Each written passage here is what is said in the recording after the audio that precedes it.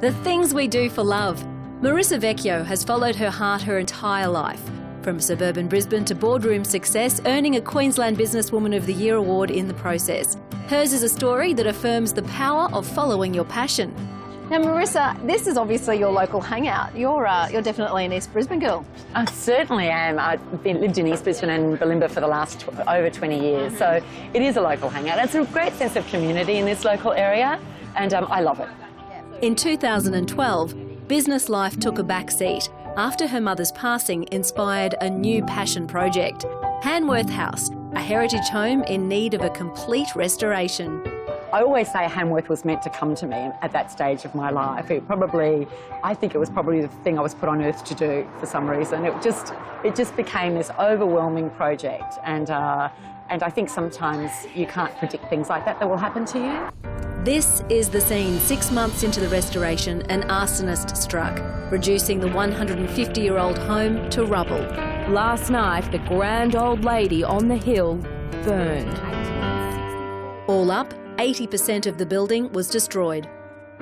The structure was compromised, antique furniture ruined, months of work undone, and the entire project was in doubt. That was 2013. This is now. So, Sophie, welcome to Hanworth. Oh, it's beautiful.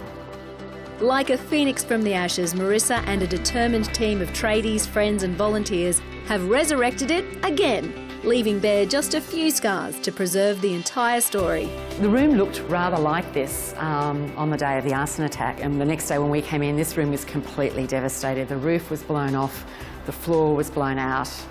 The beautiful fireplace that you see behind you completely melted.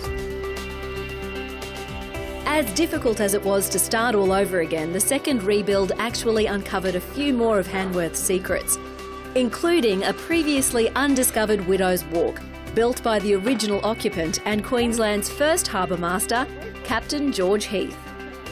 I imagine Heath's view would have been very different 150 years ago.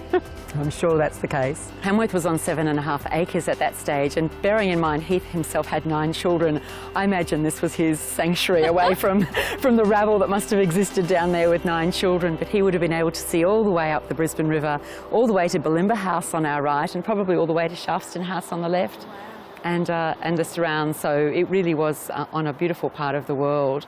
The reopening of Hanworth has created opportunities for Marissa's other great passions in life. As ambassador for the Queensland Women's Legal Service, she works closely with their fundraising coordinator, Natalie Davidson. They support women and their children affected by domestic violence. Recently, we held a corporate clothing pop-up event. We had law firms from throughout Brisbane actually donate clothing, and we raised close to $10,000, which helps our service immensely.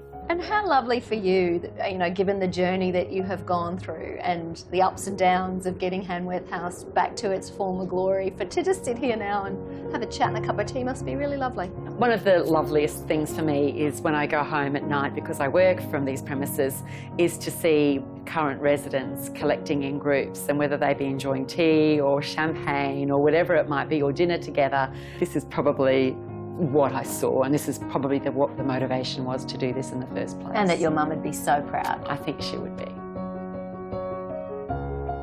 Hanworth provides both short and long-term accommodation, catered specifically to working women and students. Their next fundraising event is a documentary launch on August the 3rd, covering the entire process of bringing Hanworth back to life.